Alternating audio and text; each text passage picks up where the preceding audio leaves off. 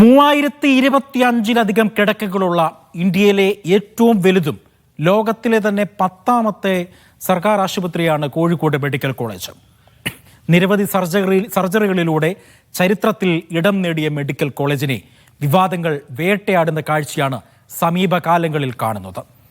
അപ്രതീക്ഷിത പൊട്ടിത്തെറിയിൽ സ്തംഭിച്ച് medical college പൊട്ടിത്തെറിയുടെ അമ്പരപ്പിൽ നിന്നും അതിജീവനത്തിലേക്ക് മാറിയിട്ട് അധികം ദിവസമായിട്ടില്ല. ഇന്ന് വീണ്ടും മെഡിക്കൽ കോളേജ് അത്യാഹിത വിഭാഗത്തിൽ തീയും പുകയും. കഴിഞ്ഞ വെള്ളിയാഴ്ച പൊട്ടിത്തെറിയുണ്ടായ അത്യാഹിത വിഭാഗത്തിലെ 6ാം നിലയിലെ ഓപ്പറേഷൻ തിയേറ്ററിലാണ് തീ പിടിച്ചത്. കെട്ടിടത്തിലെ മറ്റ് നിലകളിൽ ഉണ്ടായിരുന്ന രോഗികൾ ഓടി രക്ഷപ്പെട്ടു. ഇലക്ട്രിക്കൽ വിഭാഗത്തിന്റെ അനുമതിയോടെയാണ് ഇന്ന് കെട്ടിടത്തിൽ രോഗികളെ പ്രവേശിപ്പിച്ചതെന്നാണ് ആശുപത്രി അധികൃതരുടെ വിശദീകരണം. നമുക്കാദ്യം തന്നെ ഈ പുക വരുന്ന കോഴിക്കോട് മെഡിക്കൽ കോളേജിൽ എന്താണ് സംഭവിച്ചത് ഇപ്പോൾ പ്രേക്ഷകർക്ക് കാണാം. മെഡിക്കൽ കോളേജിന്റെ പ്രധാനപ്പെട്ട കെട്ടിടങ്ങളിൽ ഒന്ന്, അതായത് ഈ കെട്ടിടം PMSSY എന്നാണ് ഈ കെട്ടിടത്തിന്റെ പേര്. PMSSY കെട്ടിടം എന്ന് പറഞ്ഞാൽ അത്യാഹിത വിഭാഗത്തിൽ വരുന്ന രോഗികളെ കൊണ്ടുവരുന്നതും ശസ്ത്രക്രിയയ്ക്ക് അവരെ വിധേയമാക്കണമെന്നുണ്ടെങ്കിൽ ഇവിടേക്കുമാണ് മാറ്റുന്നത്. കനത്ത പുകയാണ് എനിക്ക് ചുറ്റുമുള്ളത്. അപ്പോൾ എന്തായാലും ഈ പുകയിൽ നിന്നുകൊണ്ട് തന്നെ നമുക്ക് ആശുപത്രി ഒന്ന് പരിശോധിക്കാം. ആകെയുള്ളത് 7 നിലകളാണ് ആശുപത്രിയിലുള്ളത്. ആ 7 നിലകൾ എന്തൊക്കെയാണ് എന്ന് നമുക്ക് വീണ്ടും പരിശോധിക്കാം. ഗ്രൗണ്ട് ഫ്ലോറിലുള്ളത് നേരത്തെ സൂചിപ്പിച്ചതുപോലെ തന്നെ അത്യാഹിത വിഭാഗത്തിൽ വരുന്ന രോഗികളെ വേർതിരിക്കുന്നത് ഇവിടെയാണ് MRI, CT സ്കാന്, ഒപ്പം തന്നെ ബ്ലഡ് കൊടുക്കുന്ന സ്ഥലം, ഒപ്പം തന്നെ കാഷ്വാലിറ്റിയുടെ ബെഡ് അടക്കമുള്ള സംവിധാനങ്ങളുള്ള ഒരു ഫ്ലോറാണ് ഈ ഗ്രൗണ്ട് ഫ്ലോർ എന്ന് പറയുന്നത്. പിന്നീട് അടുത്ത നില ഏതാണെന്ന് നമുക്ക് പരിശോധിക്കാം. അടുത്ത നില വരുന്നത് 1ാം നില. അവിടെ അടിയന്തര ശസ്ത്രക്രിയ തിയേറ്ററാണ് 1ാം നില എന്ന് പറയുന്നത്. അടിയന്തര ശസ്ത്രക്രിയയാണ് 1ാം നിലയിൽ. 2ാം നിലയിൽ എന്താണെന്ന് നമുക്ക് നോക്കാം. 2ാം നിലയിൽ പ്ലാസ്റ്റിക് സർജറി നടത്തുന്ന സ്ഥലമാണ് 2ാം നില എന്ന് പറയുന്നത്. 3ാം നില എന്താണെന്ന് നമുക്ക് നോക്കാം. 3ാം നിലയിൽ ഉള്ളത് ഗ്യാസ്ട്രോ സർജറി, ഒപ്പം തന്നെ ന്യൂറോ സർജറി എന്നിവയാണ് ഈ 3ാം നിലയിൽ ഉള്ളത്. 4ഉം 5ഉം നിലകളിലും സമാനമായിട്ടുള്ള ശസ്ത്രക്രിയ നടത്തുന്ന കാർഡിയാക്, അതായത് കാർഡിയോളജി വിഭാഗം അടക്കം പ്രവർത്തിക്കുന്ന വിഭാഗങ്ങളാണ് ഉള്ളതെന്നാണ് നമുക്ക് മനസ്സിലാക്കാൻ കഴിയുന്നത്. ഇപ്പോൾ പ്രേക്ഷകർക്ക് കാണാം, ഈ സ്ക്രീനിൽ നിന്നുകൊണ്ട് പുക വരുമ്പോൾ ആ പുക ഉയരുന്ന സംഭവത്തിൽ നിരവധി ചോദ്യങ്ങൾ ഉയരുന്നുണ്ട്.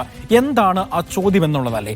അതായത് ഇലക്ട്രിക്കൽ വിഭാഗത്തിന്റെ പരിശോധന പൂർത്തിയാകും മുൻപ് എന്തിന് രോഗികളെ പുതിയ ബ്ലോക്കിലേക്ക് മാറ്റി? അടുത്തൊരു ചോദ്യം, NOC ലഭിക്കുന്നതിന് മുൻപ് രോഗികളെ മാറ്റി, അതായത് NOC പ്രധാനപ്പെട്ട ഒരു സ്ഥാപനത്തിൽ തീപിടുത്തം നടക്കുക, അല്ലെങ്കിൽ അവിടെ വലിയ നാശനഷ്ടം ഉണ്ടാവുക, പ്രത്യേകിച്ച് കോഴിക്കോട് മെഡിക്കൽ കോളേജ് പോലെയുള്ള മലബാറിലെ ഏറ്റവും പ്രധാനപ്പെട്ട ഒരു സ്ഥലത്ത് തീപിടുത്തം ഉണ്ടാകുന്നു, കെട്ടിടത്തിനകത്ത് വലിയ നാശനഷ്ടങ്ങളൊക്കെ ഉണ്ടാകുന്നു. അവിടെ ഫയർ ആൻഡ് സേഫ്റ്റി പരിശോധന പൂർത്തിയായതിനു ശേഷം മാത്രമേ രോഗികളെ മാറ്റൂവെന്ന പ്രിൻസിപ്പിൾ പറഞ്ഞപ്പോൾ രോഗികളെ മാറ്റിയതായി സൂപ്രണ്ടിന്റെ അറിയിപ്പും എത്തിയെന്നുള്ളതാണ് ആശുപത്രിയിൽ നിന്ന് സൂപ്രണ്ടും പ്രിൻസിപ്പളും, അതായത് സൂപ്രണ്ടിന്റെയും പ്രിൻസിപ്പളിന്റെയും പരസ്പര വിരുദ്ധമായ മൊഴിയുള്ളത്. NOC ലഭിക്കുന്നതിന് മുൻപ് തന്നെ രോഗികളെ മാറ്റി എന്നുള്ളതാണ് ഇവിടെ ഞെട്ടിപ്പിക്കുന്ന സംഭവങ്ങൾ. ഉപകരണങ്ങൾ കത്തിയത് എങ്ങനെയെന്നുള്ളതാണ് അടുത്ത ചോദ്യം. പരിശോധനയ്ക്കിടെയാണ് പുക ഉയർന്നത് എന്ന വാദത്തിലും സംശയമുണ്ട് എങ്കിലും, അങ്ങനെയെങ്കിൽ ബെഡ് ഉൾപ്പെടെ ആശുപത്രിയിലെ ഉപകരണങ്ങൾ എങ്ങനെയാണ് കത്തിയത് എന്നുള്ള സംശയവും ചോദ്യങ്ങളുമൊക്കെ തന്നെ ഇപ്പോഴും ഉയരുന്നുണ്ട്. ഈ രോഗികൾ ഉണ്ടോ എന്നുള്ള ചോദ്യത്തിന് പ്രിൻസിപ്പളിന്റെ മറുപടി ഇങ്ങനെയാണ്. അതായത് മാധ്യമപ്രവർത്തകർ ചോദിച്ചു, ഈ തീ കത്തിയ സംഭവവുമായി ബന്ധപ്പെട്ട്, അതായത് പുക ഉയർന്നതുമായി ബന്ധപ്പെട്ട് അവിടെ മാധ്യമപ്രവർത്തകർ ചോദിച്ചു ഇവിടെ രോഗി ഉണ്ടോ എന്ന് ചോദിച്ചപ്പോൾ അദ്ദേഹം പറഞ്ഞ മറുപടി ഇതാണ്, കേൾക്കാം. അപ്പോൾ ഓരോ പോയിന്റ് ചെക്ക് ചെയ്യുന്നതാണ്. അപ്പോൾ ഒരു പോയിന്റിൽ അതാണ് സൂപ്രണ്ട് പറഞ്ഞത്, നമ്പർ 14. അപ്പോൾ അത് ചെറിയ കണക്ട് ചെയ്യുമ്പോൾ ഒരു സ്പാർക്ക് പോലെ വന്നു. അപ്പോൾ തന്നെ ഫയർഫോഴ്സ് ഒക്കെ ഇവിടെയുണ്ട്, പോലീസ് ഓഫീഷ്യൽസ് എല്ലാം ഇവിടെ തന്നെയുണ്ട്. അപ്പോൾ അത് കറക്റ്റ് ചെയ്തുകൊണ്ടിരിക്കും. ഇല്ല, ആരുമില്ല, പേഷ്യന്റ് ഷിഫ്റ്റ് ചെയ്തിട്ടില്ല. നോക്കൂ, മെഡിക്കൽ കോളേജ് പ്രിൻസിപ്പൽ പറഞ്ഞിരിക്കുന്നത് രോഗികൾ ഇല്ല, രോഗികളെ ഷിഫ്റ്റ് ചെയ്തിട്ടില്ല എന്നാണ് കോഴിക്കോട് മെഡിക്കൽ കോളേജ് പ്രിൻസിപ്പൽ പറഞ്ഞത്. എന്നാൽ കോഴിക്കോട് മെഡിക്കൽ കോളേജ് പ്രിൻസിപ്പൽ, താങ്കൾ കേൾക്കാനായി ഈ രോഗിയുടെ വാക്കുകൾ കൂടി താങ്കൾ കേൾക്കണം. അറിയാനേ പറ്റുന്നുള്ളൂ, ഒന്നും പറയാൻ പറ്റുന്നില്ല. നിങ്ങളെവിടെയായിരുന്നു പുക വരുമ്പോ? 3-ല് 3003-ല് 3-ാം വാർഡിൽ മൂന്നാം നിലയില്. അതെല്ലാരും പുറത്തൊക്കെ ഓടിപ്പോയിക്കൊള്ളിന്ന് പറഞ്ഞ് ഞാനിതാണ് ടീലോടിങ് പോകുന്നത്. ബാക്കിയുള്ള ആളെവിടെയാണെന്ന് ഞാൻ അറിയില്ല. പുക വരുമ്പോ നിങ്ങൾ ഈ കെട്ടിടത്തിലുണ്ട്? അതെ, ഇത് അടിക്കുന്നത് കേട്ടിട്ട് സിസ്റ്റർ പറഞ്ഞ് പോവാൻ ഒരുങ്ങി നിന്നോളി. യെസ്, ജീവനും കൊണ്ട് ഇറങ്ങി ഓടി. അതായത് വടകര സ്വദേശിയായ ചാത്തുവേട്ടന്റെ പ്രതികരണമാണ് കേട്ടത് പ്രേക്ഷകർ. ചാത്തുവേട്ടൻ പറഞ്ഞത് കേട്ടില്ലേ, ഓടി രക്ഷപ്പെടുകയാണ്. സിസ്റ്റർമാർ പറഞ്ഞു രക്ഷപ്പെടാൻ, അങ്ങനെ ഓടി രക്ഷപ്പെടുകയാണ്. മെഡിക്കൽ കോളേജ് പ്രിൻസിപ്പൽ രോഗികളുടെ ജീവൻ വെച്ച് കള്ളം പറയുന്നത് എന്തിനാണ്?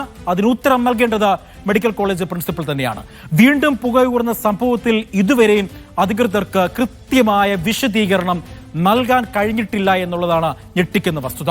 പുതിയ ബ്ലോക്ക് കെട്ടിടത്തിന്റെ നിർമ്മാണത്തിലും അപാകതയിലും വയറിംഗിലും അപാകതയുണ്ട് എന്ന് വെളിവാക്കുന്നതാണ് പുതിയ ഓരോ സംഭവങ്ങളും ഉയർന്നു വരുന്നത്. അത്യാഹിത വിഭാഗവും സൂപ്പർ സ്പെഷ്യാലിറ്റി വിഭാഗവും ഒരേ കെട്ടിടത്തിൽ പ്രവർത്തിക്കുന്നതിന്റെ ഭാഗമായിട്ടുള്ള ഓവർലോഡാണോ തീപിടുത്തത്തിലേക്ക് തുടർച്ചയായി നയിക്കുന്നതെന്ന് സംശയം ഉയരുന്നുണ്ട്. ഷമീർ ഉമർ നൽകും ഇന്ന് നടന്ന സംഭവങ്ങളുടെ കൃത്യമായ വിവരങ്ങൾ. മെഡിക്കൽ കോളേജിലെ അത്യാഹിത വിഭാഗത്തിൽ വെള്ളിയാഴ്ചയുണ്ടായ വലിയ തോതിലുള്ള പുക ഉയർന്ന സംഭവത്തിന് പിന്നാലെ ഇന്നിപ്പോൾ 3 ദിവസത്തിന് ശേഷം വീണ്ടും മെഡിക്കൽ കോളേജിലെ അത്യാഹിത വിഭാഗം 6-ാം നിലയിൽ വീണ്ടും പുക ഉയർന്നിരിക്കുകയാണ്. വലിയ തരത്തിലുള്ള ചില ചോദ്യങ്ങൾ ബാക്കിയാക്കുകയാണ് ഇന്നത്തെ സംഭവത്തോടു കൂടി. അതായത് എന്തുകൊണ്ടാണ് ഇത്തരത്തിൽ പുകയുരുന്ന അല്ലെങ്കിൽ ഷോർട്ട് സർക്യൂട്ട് സംഭവിക്കുന്നത് ഈ കെട്ടിടത്തിൽ?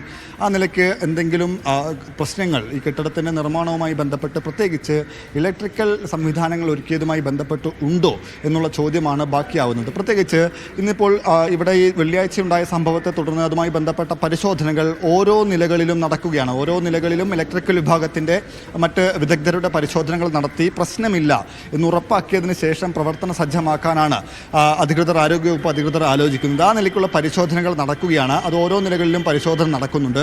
അതിനിടെയാണ് ഇന്ന് 6-ാം നിലയിൽ, ഈ അത്യാഹിത വിഭാഗത്തിലെ 6-ാം നിലയിൽ ഇതുവരെ ഉപയോഗിച്ചിട്ടില്ല. അവിടെ ഓപ്പറേഷൻ തിയേറ്റർ സംവിധാനം അടക്കം സജ്ജമാക്കാനുള്ള ക്രമീകരണങ്ങളാണ് ഒരുക്കുന്നത്. അതിനായിട്ടുള്ള കെട്ടിടമാണ് അല്ലെങ്കിൽ ആ സംവിധാനം ഒരുക്കാനുള്ള സൗകര്യമാണ് ഈ 6-ാം നില സജ്ജീകരിച്ചിരിക്കുന്നത്. അപ്പോൾ അതുമായി ബന്ധപ്പെട്ട ക്രമീകരണങ്ങൾ, ഈ ഓപ്പറേഷൻ തിയേറ്ററുമായി ബന്ധപ്പെട്ട സജ്ജീകരണങ്ങൾ പരിശോധിക്കുന്നതിനിടെ ഈ പരിശോധനയ്ക്കിടെ പെട്ടെന്ന് ഷോർട്ട് സർക്യൂട്ട് ഉണ്ടായി എന്നാണ് ഔദ്യോഗിക വിശദീകരണം. ഷോർട്ട് സർക്യൂട്ട് എന്ന് പറയുമ്പോൾ ചില ഉപകരണങ്ങൾ ഘടിപ്പിച്ച് പരിശോധിക്കുമ്പോൾ പെട്ടെന്ന് അതിൽ നിന്ന് ചെറിയ തോതിൽ തീ ഉയർന്നു. പിന്നാലെ ഫയർ എക്സ്റ്റിംഗ്വിഷർ ഉപയോഗിച്ച് അത് കെടുത്താനുള്ള ശ്രമമുണ്ടായി. പിന്നാലെയാണ് ഈ പുക ഉയർന്ന് ഈ സെൻട്രലൈസ്ഡ് AC സംവിധാനമാണ് അതുവഴി മറ്റിടങ്ങളിലേക്ക് കൂടി വ്യാപിച്ചത്. എന്നാൽ വെള്ളിയാഴ്ചയിൽ ഉണ്ടായതുപോലെ വലിയ തോതിൽ ഈ കെട്ടിടമാകെ പുകയാകുന്ന നിലയിലേക്ക് പോയില്ല. പെട്ടെന്ന് തന്നെ നിയന്ത്രണ വിധേയമാക്കാൻ കഴിഞ്ഞു എന്നുള്ള ആശ്വാസം കൂടിയുണ്ട്. പക്ഷേ ഇതേ സമയം, അതായത് അന്ന് ഈ വെള്ളിയാഴ്ച ഈ സംഭവം അപ്രതീക്ഷിതമായി ഉണ്ടാകുമ്പോൾ ഈ നിറയെ രോഗികളും ഒപ്പം തന്നെ അവരോടൊപ്പം ഉള്ളവരും എല്ലാം തന്നെ ഉണ്ടായിരുന്ന ഒരു സ്ഥിതിയിലാണ്.